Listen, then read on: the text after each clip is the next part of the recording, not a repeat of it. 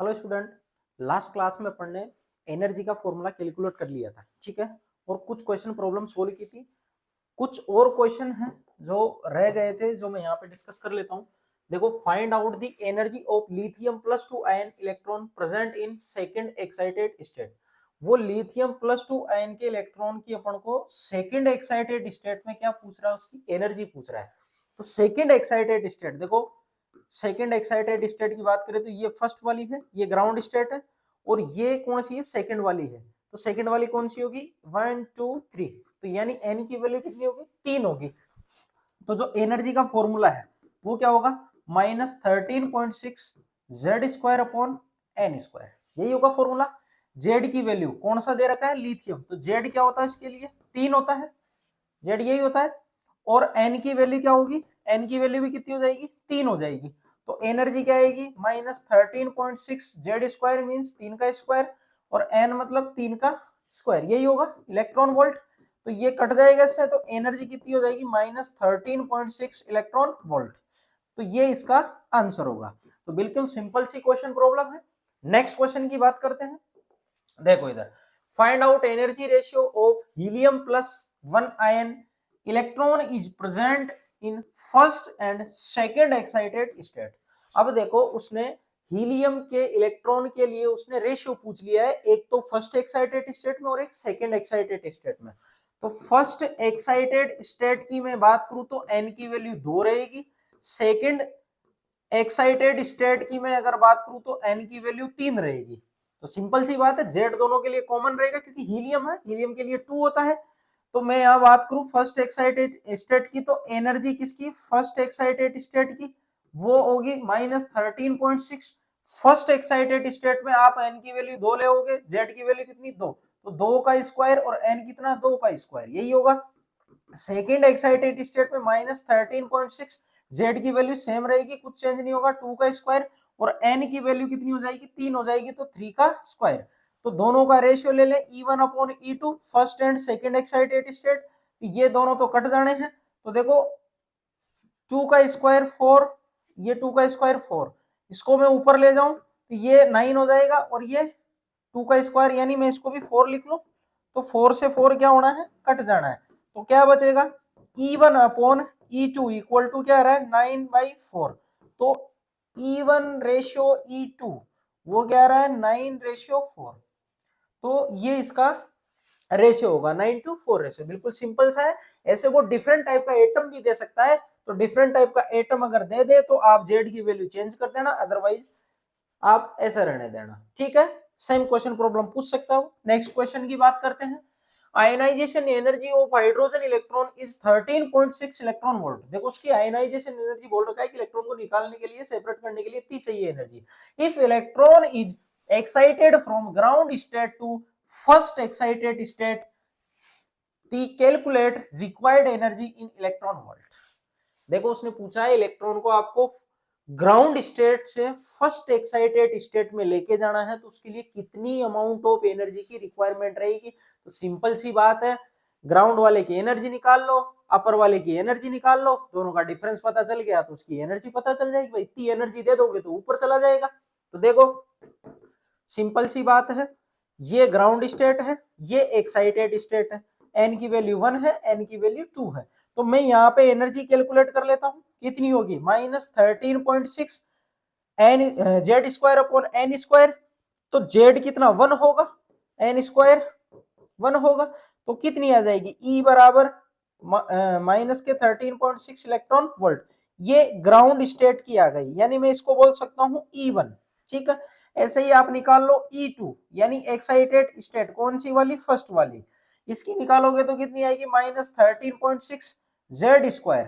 तो Z square कितना है इसका, 1, जेड स्क्वायर कितना हो जाएगा, 1 हो जाएगा, और ये कितना हो जाएगा, 4 का सॉरी 2 का स्क्वायर, सेकेंड है ना, सेकेंड ऑर्बिटल है या सेकेंड ऑर्बिटल है, तो 2 का स्क्वायर तो कितना हो जाएगा, -13.6 डिवाइडेड बाई 4। तो लगभग कितने बार घटेगा ये, 3, और ये 0.4, माइनस के 3.4 इलेक्ट्रॉन वोल्ट। तो देखो E2 की एनर्जी पता चल गई, E1 की पता चल गई, तो ये डिफरेंस अगर आप निकाल लो तो आपको पता चल जाएगा कितने इलेक्ट्रॉन इसको है, कितने इलेक्ट्रॉन वोल्ट इसको देने की जरूरत है। तो मैं यहाँ पे डेल्टा ई निकालू तो क्या होगा, upper energy level minus lower energy level, यानी E2 माइनस E1। तो ये कितना हो जाएगा, माइनस 3.4 इलेक्ट्रॉन वोल्ट, माइनस फिर ये हो जाएगा माइनस 13.6 इलेक्ट्रॉन वोल्ट। तो कितना हो जाएगा, माइनस 3.4 इलेक्ट्रॉन वोल्ट, ये प्लस के 13.6 इलेक्ट्रॉन वोल्ट। जब आप इसको माइनस करोगे तो ये लगभग आएगा 10.2 इलेक्ट्रॉन वोल्ट, और किस में आएगा, प्लस में। यानी आपको एनर्जी देनी पड़ेगी, सीधी सी बात है और ऑब्वियस बात है। इलेक्ट्रॉन यहां से यहां तक अपने आप थोड़ी जाएगा, जब आप उसको बाहर से एनर्जी दोगे तभी जाएगा। तो डेल्टा ई कितनी आ गई, 10.2 इलेक्ट्रॉन वोल्ट अगर आप इसको दे देते हो तो वो ग्राउंड स्टेट से कहां चला जाएगा, एक्साइटेड स्टेट में चला जाएगा।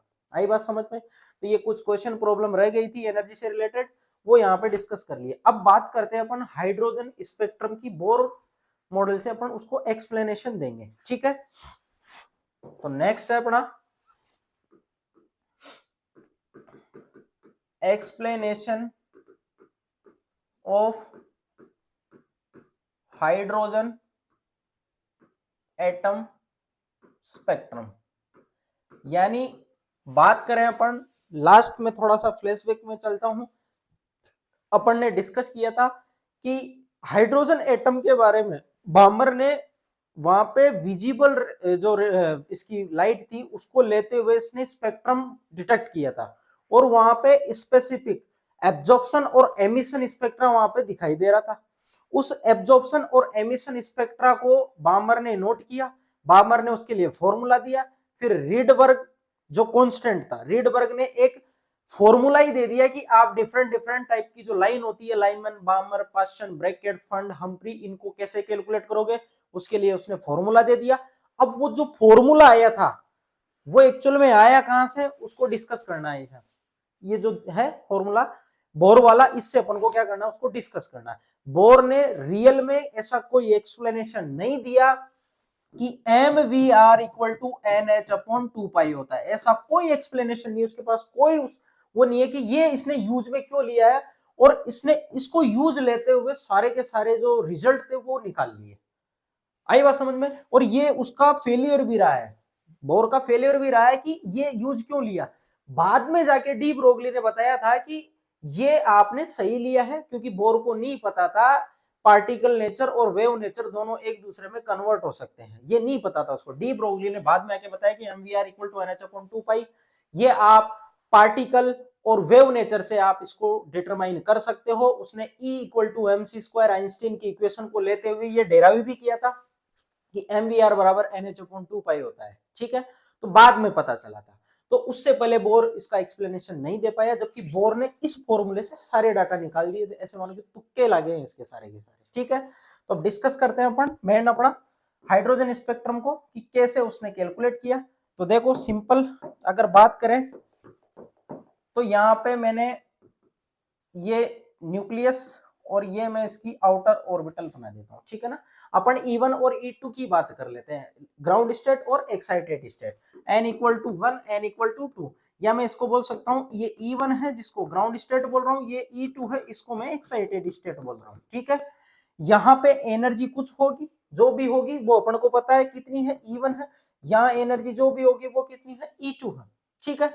तो मैं यहाँ से डेल्टा E निकाल सकता हूँ आराम से, डेल्टा ई निकाल सकता हूं। तो डेल्टा ई क्या आएगा, देखो delta E equal to E2 minus E1, यही होगा।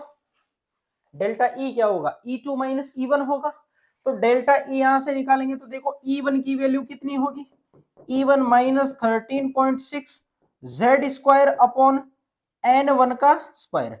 ऐसे ही E2 की वैल्यू क्या होगी, E2 equal to minus 13.6 Z square upon N2 का स्क्वायर, यही होगी, दोनों इलेक्ट्रॉन वोल्ट में है। अगर आप इनको किस में लेना चाहते हो, आप इनको जूल में लेना चाहते हो तो जूल में भी ले सकते हो, क्योंकि अपन जूल में लेते हुए ही सोल्व करेंगे, क्योंकि प्लैंक कांस्टेंट की जो वैल्यू होती है जूल में दे रखी होती है, तो जूल में ही उसको सोल्व करेंगे। तो पहले मैं इलेक्ट्रॉन वोल्ट में लिख देता हूं, फिर उसको कन्वर्ट कर लेंगे, ठीक है। Delta E equal to E2 की वैल्यू रखो minus 13.6 Z square upon n2 का स्क्वायर, यही होगा। माइनस माइनस पहले से है, यहां माइनस लगा हुआ तो प्लस हो जाएगा 13.6 जेड स्क्वायर अपॉन n1 का स्क्वायर। तो मैं प्लस वाले को पहले लिख लेता हूं, माइनस वाले को बाद में लिख लेता हूं।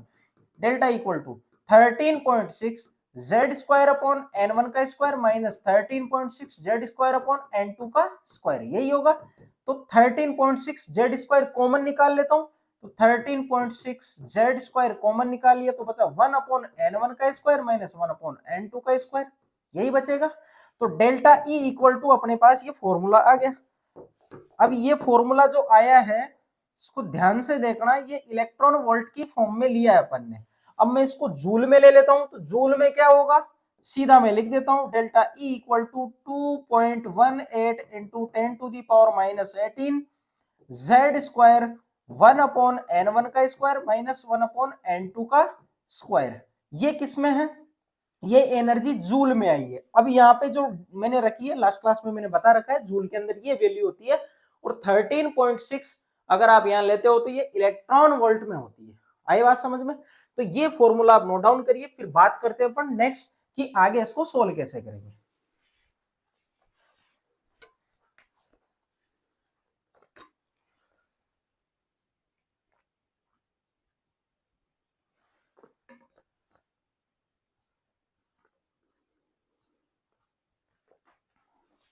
नेक्स्ट बात करते हैं अपन फॉर्मूले को कैलकुलेट आगे कैसे करेंगे इससे। तो ये वाला फॉर्मूला अपन काम में लेंगे, डेल्टा ई इक्वल वाला, ठीक है, जूल में। नेक्स्ट मैं बात करता हूं, देखो delta E equal to minus 2.18 into 10 to the power minus 18 Z square 1 upon n1 का स्क्वायर माइनस 1 अपॉन n2 का स्क्वायर। यहां तक किसी को कोई डाउट नहीं होना चाहिए। अब देखो डेल्टा ई, अब यहां जो डाटा कैलकुलेट किया गया था वो 1 अपॉन लेमडा, यानी मैं बोल सकता हूं कि वेव नंबर की फॉर्म में कैलकुलेट किया गया था। और यहाँ पे वेव नंबर अगर अपन को लेके आना है तो आप सीधे सी यहाँ पे बात कर सकते हो कि देखो डेल्टा ई इक्वल टू होता है H c upon lambda.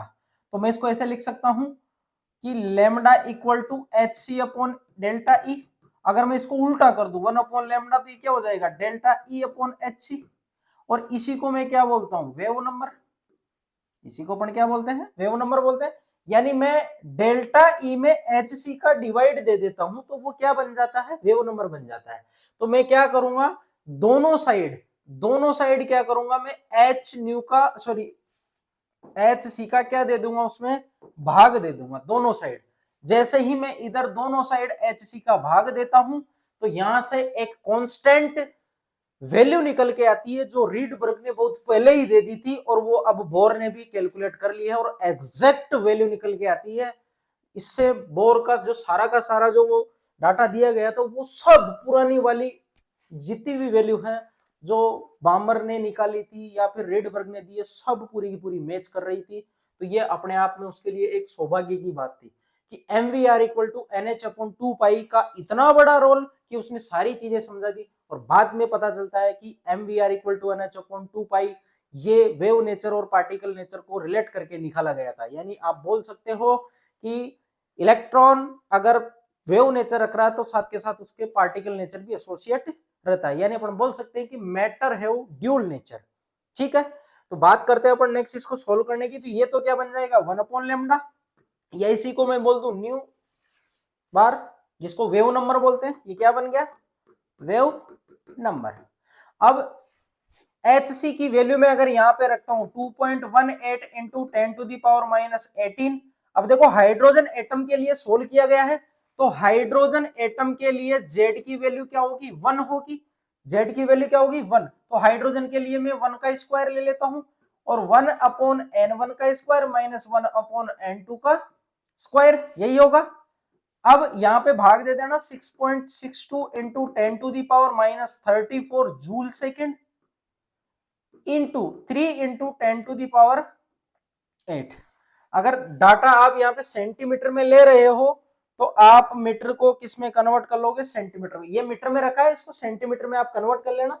Metre पर सेकंड होता है, 1 मीटर में कितने सेंटीमीटर होते हैं, 1 मीटर में 100 सेंटीमीटर होते हैं। तो आप यहाँ पे अगर इसको सोल्व कर रहे हो तो आप फिर उसको चेंज कर लेना, इसकी जगह क्या हो जाएगा 10 हो जाएगा, ठीक है। सेंटीमीटर में ले रहे हो तो, क्योंकि ये सारा का सारा जो डाटा आएगा अपना किस में आएगा, सेंटीमीटर में आएगा।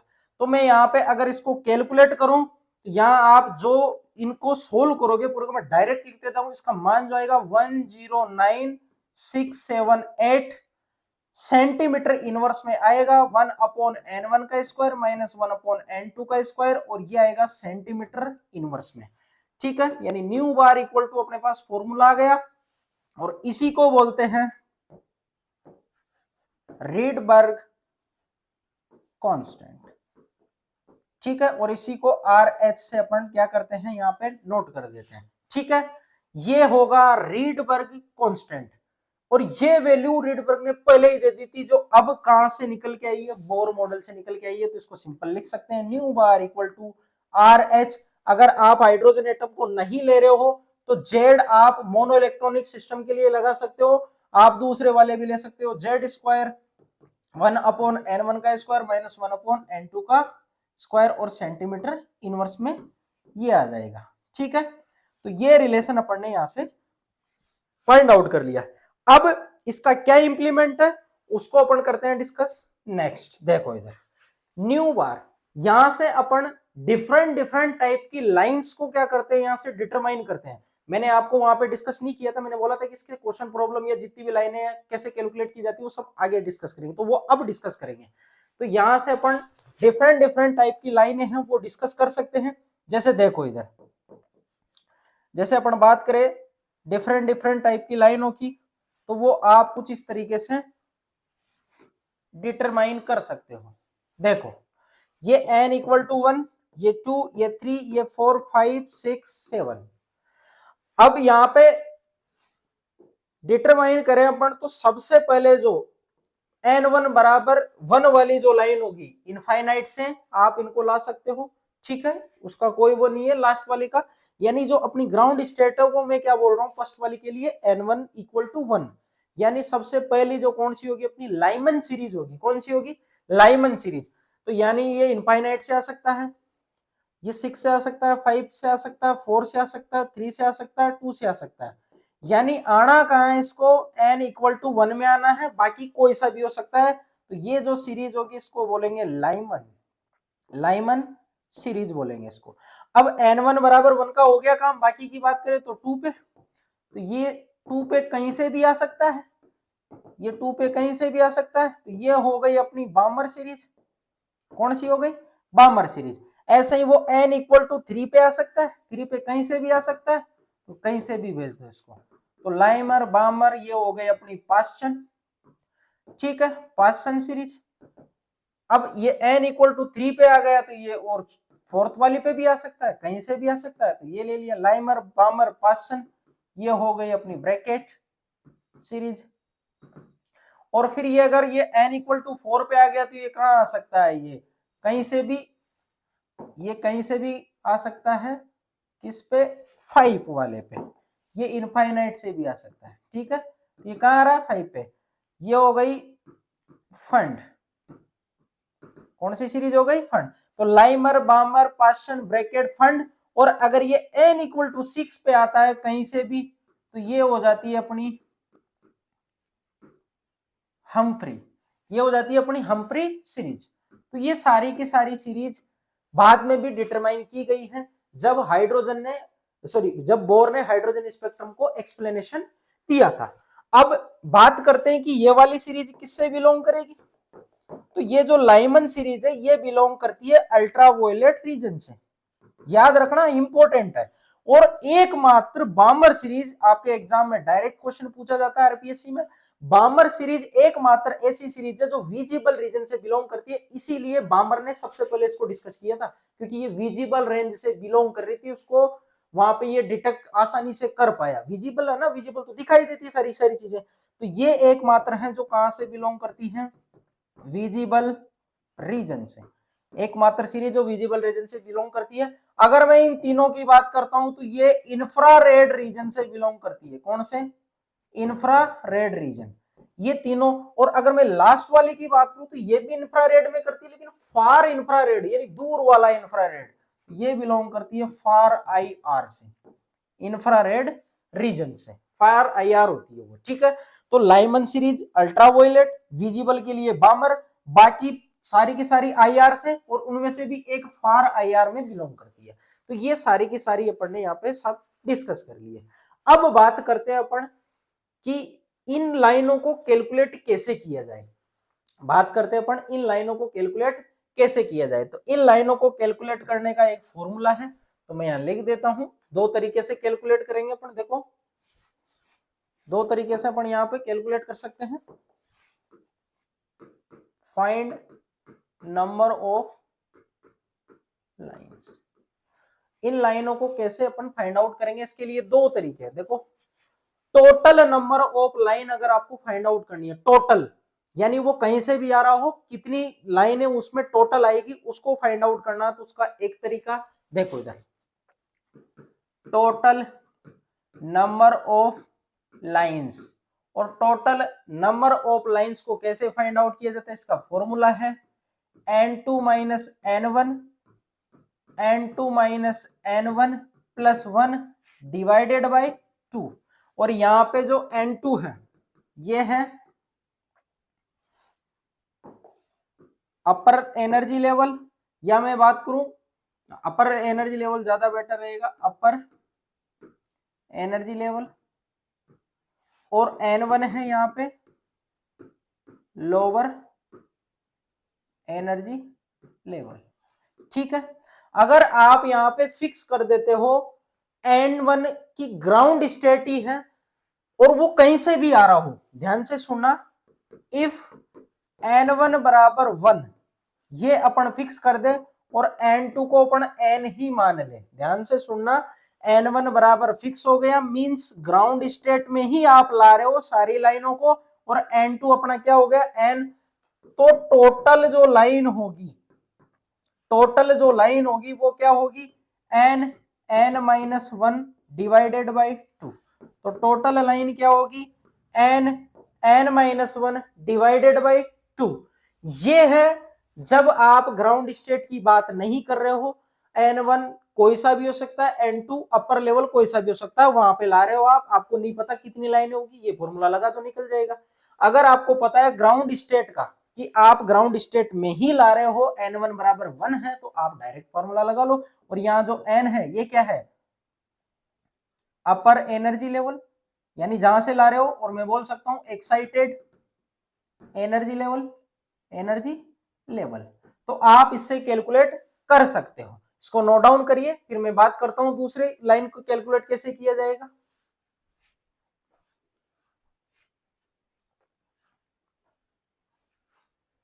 नेक्स्ट बात करते हैं अपन सेकंड फॉर्मूले की। देखो अगर आपको किसी पर्टिकुलर लाइन को निकालना है, यानी पर्टिकुलर सीरीज के लिए निकालना है, तो उसमें सिंपल सी कैलकुलेशन करनी है n2 minus n1 for particular series. Particular series के लिए टोटल नंबर ऑफ लाइन कुछ नहीं करना, n2 माइनस n1 कर दो, आपसे वो सीधा नंबर ऑफ लाइन को निकाल के दे देगा। आई बात समझ में, n2 माइनस n1 करना। तो देखो इसको एक्सप्लेनेशन भी अपन अच्छे से दे लेते हैं। देखो क्वेश्चन अगर मैं बात करूं n2 इक्वल टू 5 है और n1 इक्वल टू 2 है, ध्यान से सुनना, 5 से वो कहां आ रहा है 2 में आ रहा है, तो टोटल नंबर ऑफ लाइन उसने पूछी है। तो टोटल नंबर ऑफ लाइन निकालने के लिए देखो n2 से ये 5 में सॉरी n2 इक्वल टू 5 और n1 इक्वल टू 2 है, यहां पे आ रहा है, तो उसने पूछी है टोटल नंबर ऑफ लाइन। तो टोटल नंबर ऑफ लाइन कैसे निकालेंगे, अभी जस्ट मैंने बताया है, देखो अभी जस्ट मैंने बताया है n2 इक्वल टू 5 और n1 इक्वल टू 2, तो n2 minus n1 n2 minus n1 plus 1 divided by 2। भाई n2 से n1 में आ रहा है, तो आप फॉर्मूला लगा के कैलकुलेट करो। देखो 5 माइनस 2 प्लस 1 डिवाइडेड बाई 2, तो ये 3 बचेगा यहाँ पे, ये 3 + 1 कितना हो जाएगा 4 हो जाएगा, डिवाइडेड बाय 2 तो ये 2, तो ये कितना हो गया 6। तो कितनी लाइन आ रही है 6 लाइन आ रही है। अब 6 लाइन अपन कैलकुलेट करके निकालते हैं। देखो इधर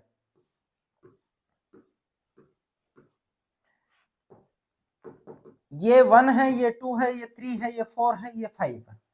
अब वो कहां से आ रहा है 5 से 2 में आ रहा है।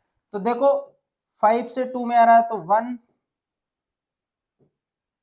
ये 4 से भी आ सकता है 2, ये 3 से भी आ सकता है 4। एक लाइन तो ये हो गई।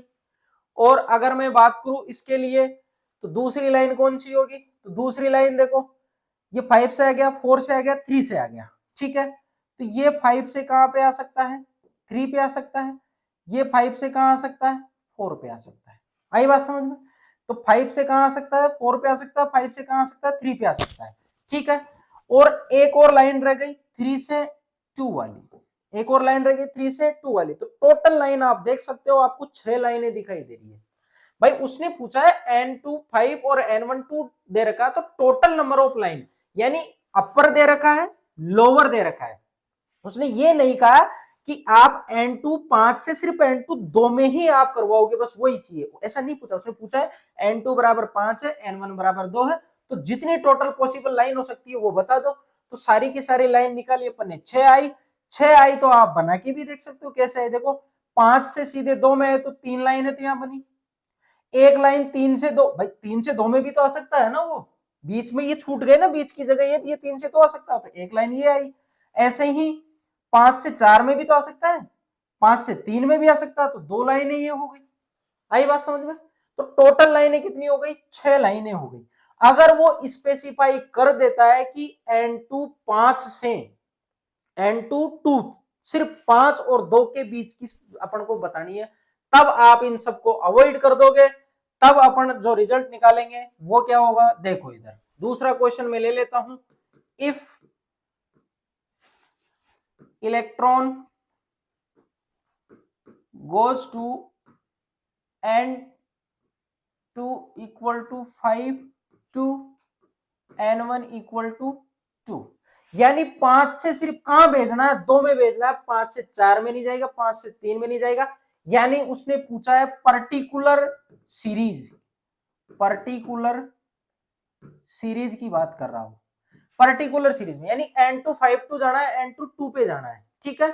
अब उसने कुल नहीं पूछी कि आप बीच में जो भी आएंगे उन सबको भी ले लोगे, नहीं, उसने पूछा 5 से सिर्फ 2 में ही जाना है, और 5 से सिर्फ 2 में ही जाना है, तो इसके लिए पर्टिकुलर सीरीज निकल के आती है, जिसको बोला जाता है बामर सीरीज। उसको क्या बोलते हैं बामर सीरीज।